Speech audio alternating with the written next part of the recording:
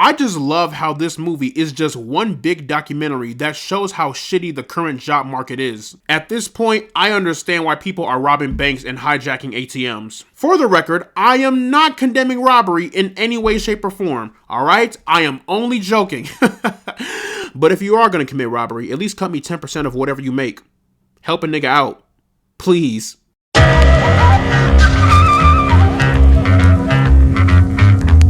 So No Other Choice is an all-new comedy/thriller film. The film is directed by Park Chan-wook and it stars Lee Byung-hun and Son Lee-jin. Abruptly laid off after 25 years at the same company, a desperate man goes to extreme lengths to eliminate the competition for the job that he wants. So from that description alone, if you are of the working class, you can automatically relate to this story. And this movie could not have come out at a better time because, Lord Almighty, the job market is in the gutter. Park Chan-wook has taken something that quite literally appeals to the average everyday working man and turned it into a full-blown dark comedy. I'm talking a series of unfortunate events where things go from bad to worse. And when things go from bad to worse, that is where the comedy shines. The comedy in this movie was great. It was well paced, well executed, and didn't ruin any serious moments. But with No Other Choice, this movie is like that uncomfortable comedy. You know, the kind of thing that you probably shouldn't laugh at, but given how absurd it is, you can't help but to just giggle. From lying to federal officers to full-blown homicide, you name it, it's all here. I'll be honest with everyone.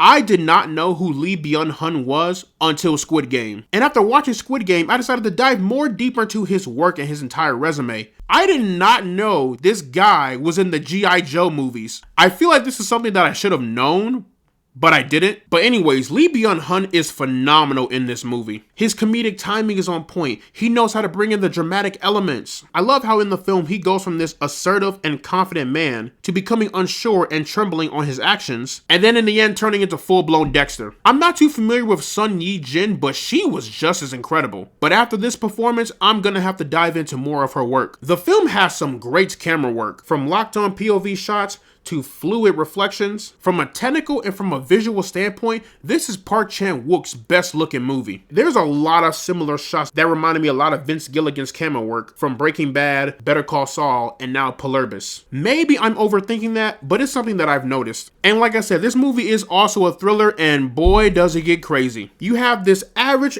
everyday working guy who gets laid off all of a sudden, and he is going above and beyond to execute the competition by any means. The film does an incredible job at creating this will he do it, will he not do it type situation. Okay, this guy is an average everyday working man. He provides for his family, he loves his job, he does what he does to be a provider like all men should. But the lengths this man goes to get what he wants is just beyond madness. At the beginning of the film, I was like, okay, this guy is clearly not a murderer. Surely he's not going to murder all these people. Oh, no, he did it. Oh. Well, damn. And not only was the journey insane, but the ending was also very satisfying. This movie really shows how far people will go to get what they want, and how technology will possibly, in the future, replace us all. When you see the film, you'll know what I'm talking about. I want to talk more about the ending, but I can't do it without spoiling how this all comes to an end. But I think the film does a great job at bringing everything in full circle. From the character's motives, to how he views other competition, to how people don't care about others as long as they are the ones benefited the most. Pretty messed up, but it is real, unfortunately. I will just leave it at that. But in the end, guys, No Other Choice was great. Again, I genuinely believe that this film will resonate with quite literally anyone of the working class. It's bold, it's funny, and all in all, it's real.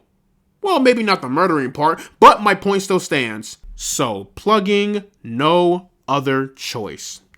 Into the rank system, I am placing this one into the pinnacle zone. But yeah, y'all, that is pretty much my review for No Other Choice. Let me know down in the comments section below what you guys thought about the film. Did you love it? Did you hate it? How do you feel about the current job market? If you don't have a negative answer on the current job market, you're a zombie. But whatever you thought, let me know down in the comments section below. And as always, guys, leave a like and subscribe if you want to see more, and I will see you all in the next one.